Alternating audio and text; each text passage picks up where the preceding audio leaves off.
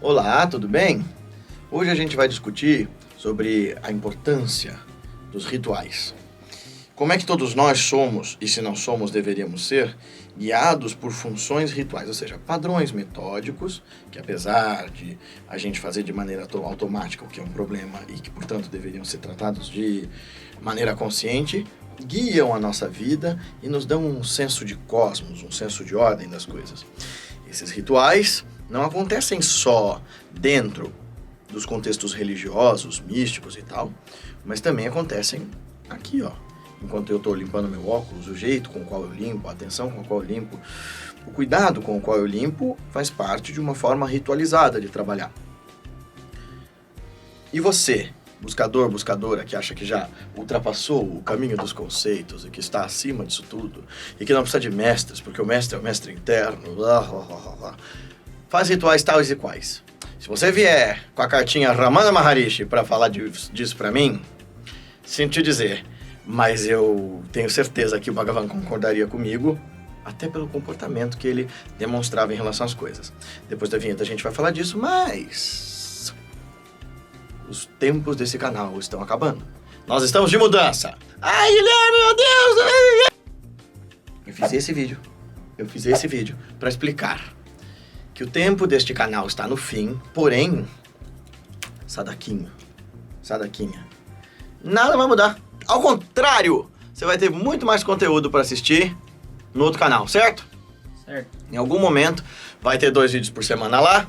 Em algum momento, além disso, vai ter o podcast Louca Sabedoria toda semana. Os cortes, os reels, os shorts, as coisas e tudo. Então, corre lá, se inscreve e assiste os negócios lá para eu poder monetizar o raio daquele canal, para eu poder pagar a bodega da edição e poder levar esses conteúdos para lá, pelo amor de Deus. Obrigado.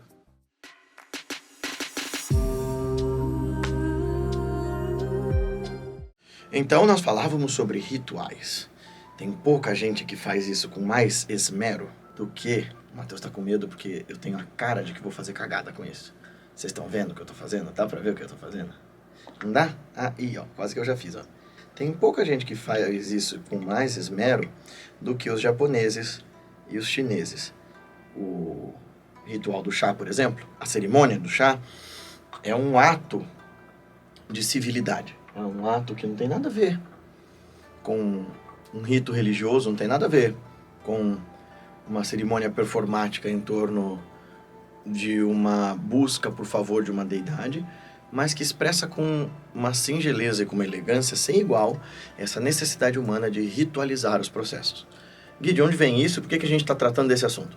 Porque a gente precisa tomar consciência dos rituais que a gente performa. Do contrário, a nossa sociedade que age sim de forma extremamente religiosa, mesmo que você não admita, mesmo que você seja um materialista, você age de forma estruturalmente religiosa. Nesse sentido, eu estou invertendo o conceito da religião aqui, né? Assim como o Krishnamurti chama os religiosos corriqueiros de materialistas e o verdadeiro religioso o místico, eu estou aqui dizendo que religioso é aquele que se organiza em torno desses rituais. Eu estou usando outra forma de conceitualizar a ideia de religioso. E dizendo que o cara do mercado financeiro, materialista, mas que acorda todos os dias de manhã e não tem hora para acabar e devota a sua vida a fazer com que aquelas ações rendam mais dinheiro para que ele aumente seu lucro. O cara que tem um jeito de escovar o dente, o cara que tem uma forma de mexer no Instagram ou mexer no YouTube, de fazer suas pesquisas, isso tudo faz parte de um jeito da mente operar em torno desses rituais. Por quê? Porque para sobreviver, o nosso cérebro demanda uma quantidade absurda de energia para lidar com nossas escolhas, para lidar com as nossas necessidades, para lidar com as nossas emoções, para lidar conosco. Nosso cérebro precisa de muita energia. E é claro que para poder sobreviver de forma inteligente, ele vai tender a querer economizar essa energia. Então, por exemplo, a energia que a gente gasta aprendendo uma nova tarefa, tenta pensar, por exemplo, quando você, que sabe dirigir, começou a aprender. E quando você tinha que pensar em como trocar a marcha, tinha que pensar em como estacionar ou como olhar nos espelhos, isso cansava. Você ficava muito mais cansado do que você hoje, depois de, 3 anos de direção. O cérebro ele vai se acostumando, ele vai ritualizando os processos. Tem duas formas de você viver esse processo de automatização dos rituais.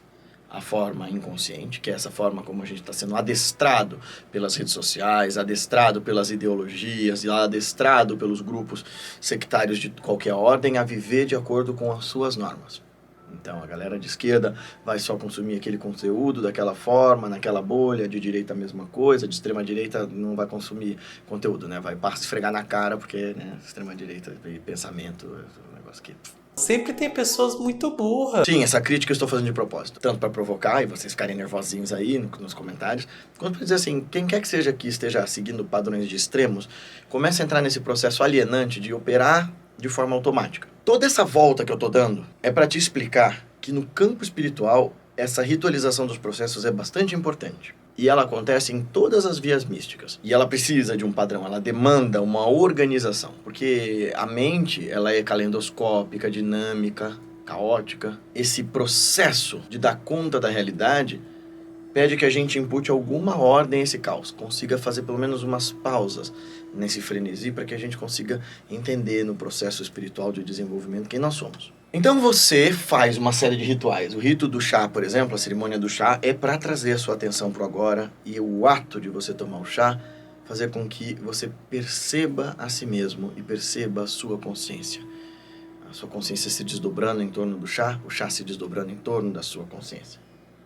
E um se doando ao outro, fazendo com que essa experiência se torne uma experiência rica, transformadora e interessante para você sujeito. Quando você está estudando, por exemplo, Tantra ou qualquer via soteriológica, o que é soteriológica? Que visa a salvação, que visa a iluminação. Quando você está estudando uma dessas práticas, você vai se deparar com todo um jeito de operar uma série de rituais e você vai começar a supor duas coisas. Se você é um intelectualoide cabeçudo, você vai começar a querer julgar aqueles rituais como coisas para crianças, coisas infantis que você dispensa. Aí você vai evocar, por exemplo, o Nisargadatta ou Ramana Maharshi e dizer, isso tudo não é necessário. Veja, o ato de ouvir de forma atenta, Shravanamana Inididhyasana, né? O ato de ouvir com atenção focada, o ensinamento de um mestre, é algo ritual. E o próprio Ramana, quando escolhia arroz de um jeitinho que não deixava escapar um grão, estava operando um processo ritual. E, inclusive, dentro do ashrama, sempre houve puja, sempre houve, né? Dentro do Ramanashra, sempre houve puja, linga puja e um monte de coisa. Então, a forma de uma mente intelectualoide é dizer, os rituais não funcionam. A forma de um devoto também cego é dizer, os rituais têm poder em si mesmos, eles são mágicos, eu vou fazer isso aqui para obter benesses. Tá, vamos supor que de fato exista um poder que opere nesses rituais e que produza resultado, porque eu já vi acontecer, bem mais de uma vez. Mas como será que esse poder opera? São deuses, são espíritos, né? O espiritismo vai dar uma explicação cheia de si, a Umbanda vai dar outra explicação cheia de si, as tradições mais sérias vão ser bastante econômicas nas explicações. Mas o fato é que, de onde eu vejo, a função mesma dos rituais para uma via iniciática e não para uma religião na qual você fica ali de conversinha peticionária com Deus, Deus me dê isso, eu te dou aquilo. Quando você está na busca de se conhecer, o Tantra, por exemplo, que vai ter um monte de deuses, um monte de formas e um monte de jeitos de você cultivar esse divino em si, vai usar essa energia tremendamente criativa e dispersa da sua mente, da sua atenção, e reunir todas essas energias num único ponto para um único fim. Você vai juntar todas as suas forças que ora estavam ali estilhaçadas por aqui, ali e acolá, e voltá-las para a ideia de se conhecer. Como? Através desse processo de disrupção quase que mágico de tentar perceber Deus vivo dentro de você. Então você vai sacralizar seu corpo e sua mente. Sua fala vai ser a projeção de Sarasvati, por exemplo. As suas mãos vão ter ali os nomes de determinadas deidades que vão consagrar suas mãos. Os fonemas são o Malá, o Varnamala, ou a Malini, o colar de contas da deusa que ela usa para designar a realidade. Então, palavra, ideia e verbo, por exemplo, no judaísmo também, a ideia de palavra e de verbo no judaísmo é a mesma. Então, o ato da palavra é o ato de fazer. Por isso que a coisa do juramento é tão importante no judaísmo antigo, por isso que quando Deus diz se faça a luz, por isso que digo, no princípio havia o verbo era Deus, havia a palavra, né? Então, a ideia do Tantra e dessas vias místicas é fazer com que cada expressão sua você veja como sagrada.